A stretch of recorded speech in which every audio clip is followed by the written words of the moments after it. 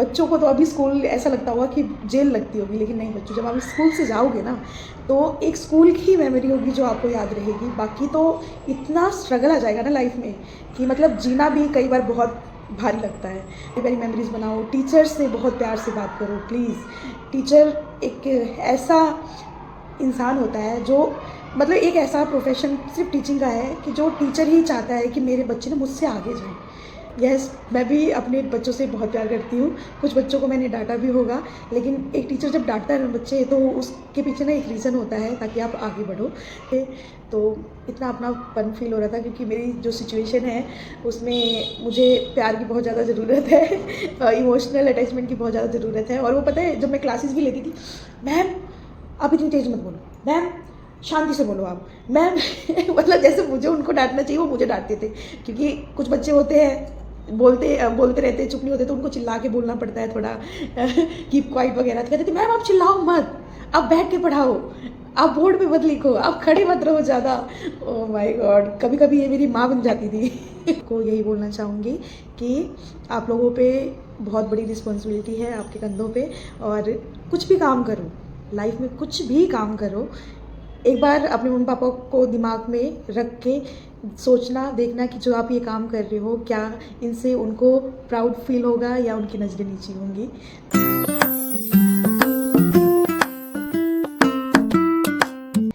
हाँ, जय माता दी, राम राम, नमस्ते, good morning, welcome to our lovely vlog. Lovely vlog इसलिए कहने वाली हूँ क्योंकि ये फेयरवेल का व्लॉग होने वाला है और इसमें आपको इमोशन दिखेंगे,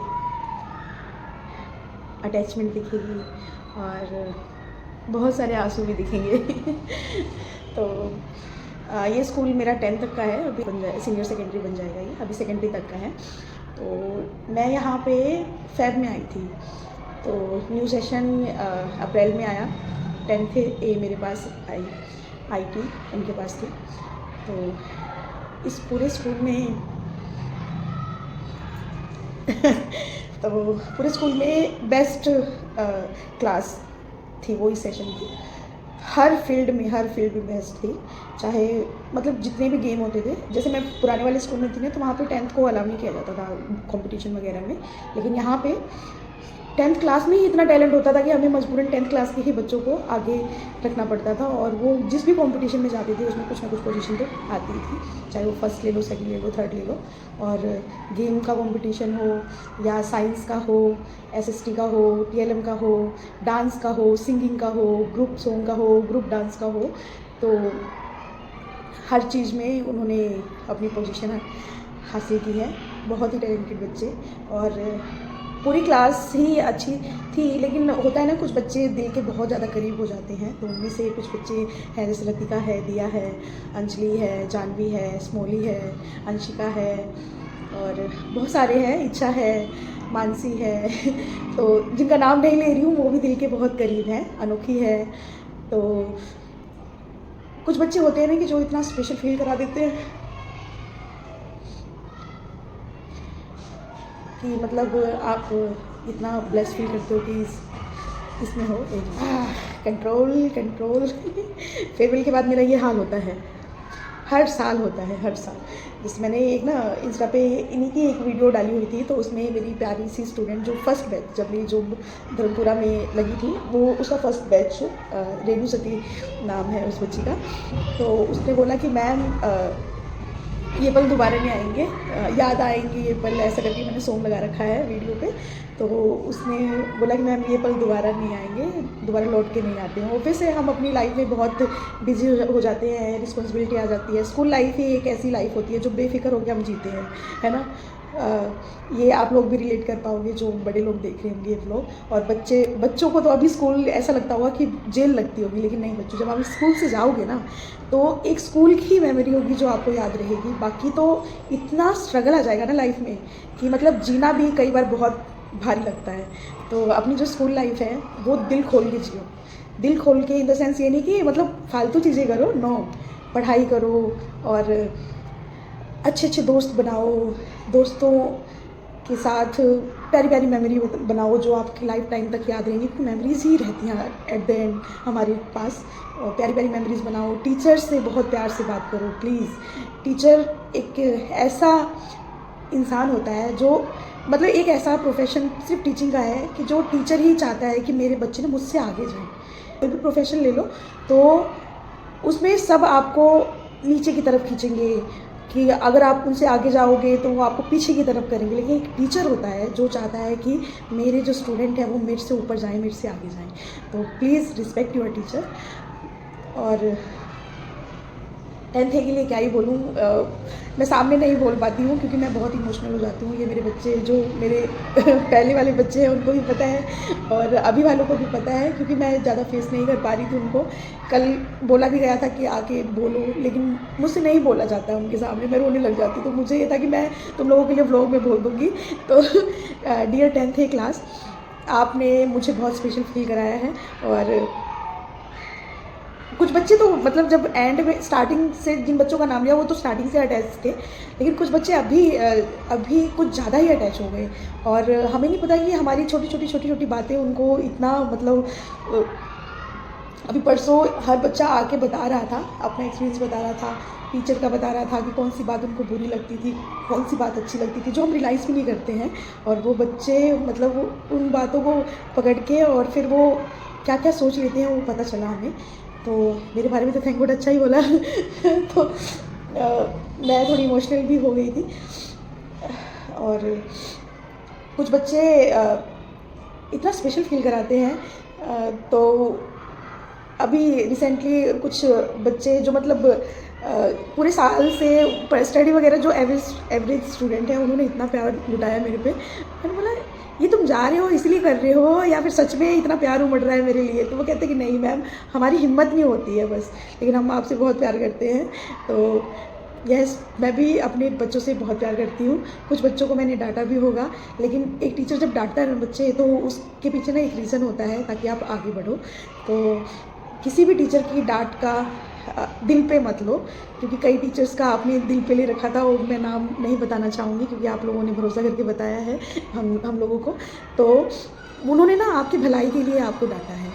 एक बार जब आप बड़े होगे ना तब आपको रियलाइज़ होगा, ठीक है? क्योंकि हम भी अपनी स्कूल लाइफ में जो टीचर हमें बहुत डांटता था ना, तो हम कहते थे ये क्यों डांटते रहते हैं, इतने क्यों डांटते रहते हैं, हमने तो गलती भी नहीं की, क्यों डांटते रहते हैं? लेकिन नहीं बच्चे, जब हम बड़े हुए ना तब हमें रियलाइज़ हुआ कि जो टीचर आपको टोकता है, डांटता है, आप सच में उन्हीं को याद करोगे, सच में उन्हीं को ही आप याद करोगे और आपको रियलाइज़ होगा कि वो आपके अच्छे के लिए आपको डांट रहे थे, ठीक है? तो please please please respect your teacher और एंड पेरेंट्स। और हमारी जो ख्वाहिशें हैं आपको लेके प्लीज़ उनको पूरा कीजिए। एक टीचर जैसे हर माँ बाप अपने बच्चे के अच्छे भविष्य की कामना करते हैं, सेम वैसे एक टीचर अपने 60-50 बच्चे की क्लास के हर बच्चे का उज्जवल भविष्य हो उसकी कामना करते हैं। तो आई नो 10th है, आप लोग बहुत अच्छे हो, बहुत अच्छे रिजल्ट लेके आने वाले हो। आई नो वेरी वेल, और मेरे सब्जेक्ट में तो 100% आएगा, आई नो। तो उसके लिए तो पहले से ही थैंक यू, ठीक है?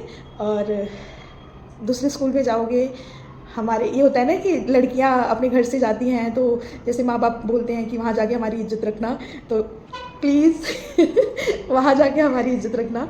कोई ये ना बोले कि वहाँ से उस स्कूल से आए हैं, ऐसे मुंह बना के ना बोले, एकदम प्राउड होके बोले कि अरे वाह उस स्कूल से आए हैं, ठीक है? तो प्लीज़ ऐसा करना। और रही 10th की बात, तो 10th आपको सुपर हुई, और 10th A के साथ 10th B और C के भी कुछ बच्चे मेरे से बहुत मतलब बहुत ज़्यादा प्यार करते हैं। कुछ बच्चे हैं तो वो भी कनेक्टेड रहते ही हैं मेरे से।